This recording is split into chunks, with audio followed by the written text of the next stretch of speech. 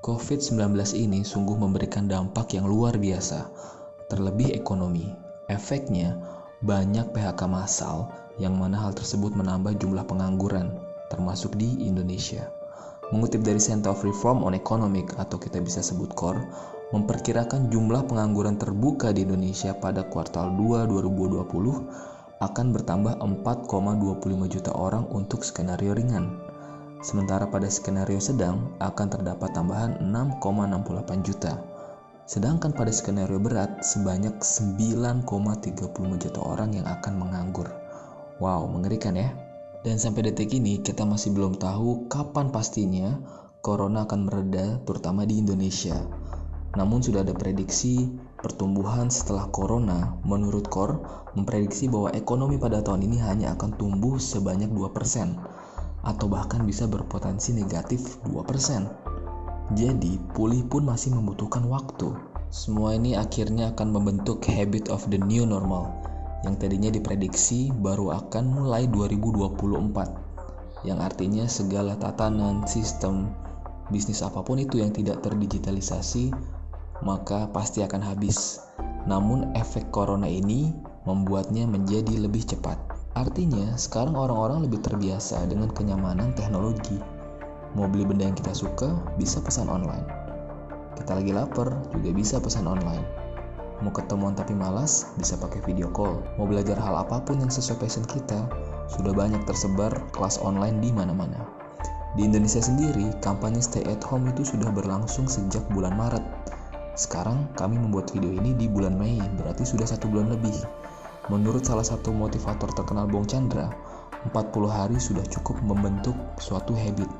Dan karena corona inilah habit baru kita telah terbentuk.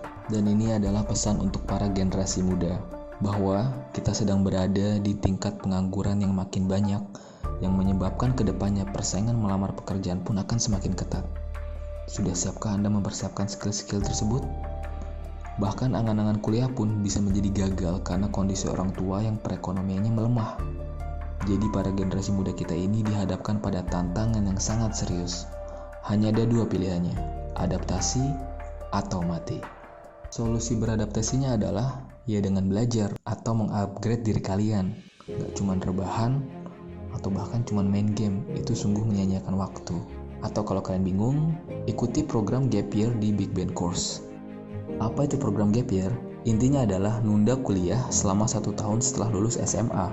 Di Indonesia sendiri, Gap Year menjadi pilihan yang kurang populer karena lebih banyak yang memaksakan diri untuk kuliah hanya untuk menghindari berbagai macam stigma buruk yang ada. Padahal, banyak perguruan tinggi terbaik dunia seperti Harvard University memberikan pilihan untuk menunda kuliah setahun bagi calon mahasiswanya.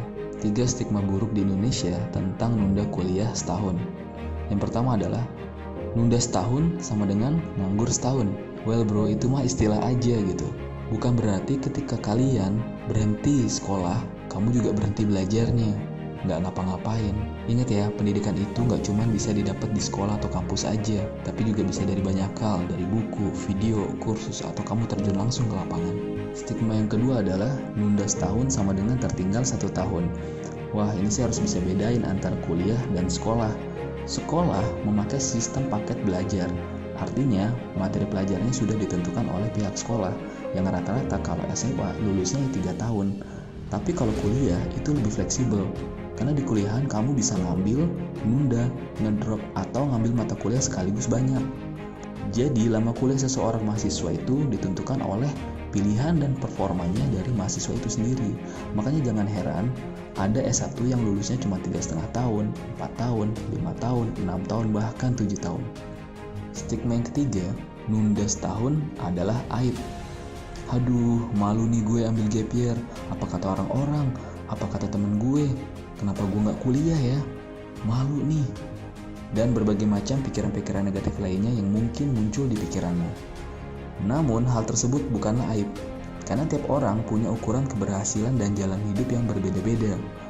Belum tentu juga hal-hal negatif yang sedang ada di pikiran kamu sekarang itu muncul di pikiran orang lain.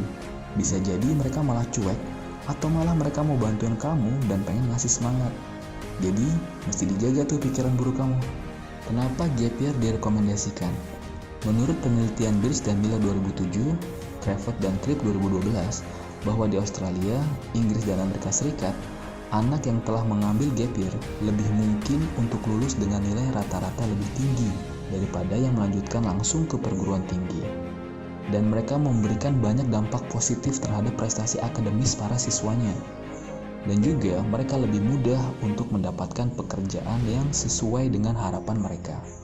Dan gap year ini juga berdampak positif, khususnya bagi mereka dari segi personal. Manfaat gap year. Yang pertama, ketika kamu mengambil gap year, kamu punya banyak waktu untuk belajar banyak hal. Kamu bisa belajar bahasa asing, manajemen, psikologi, marketing, atau apapun yang intinya agar kamu siap dengan persaingan di era industri 4.0. Persaingan di mana tidak hanya terjadi antar manusia dan manusia, tapi juga manusia dengan alat buatan canggih atau robot.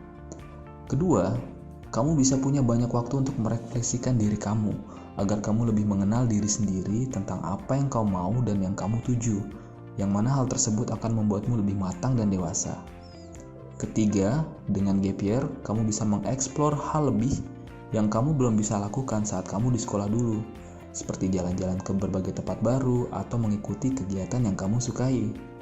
Yang keempat, kamu akan punya banyak lebih persiapan untuk masuk perguruan tinggi di tahun depan.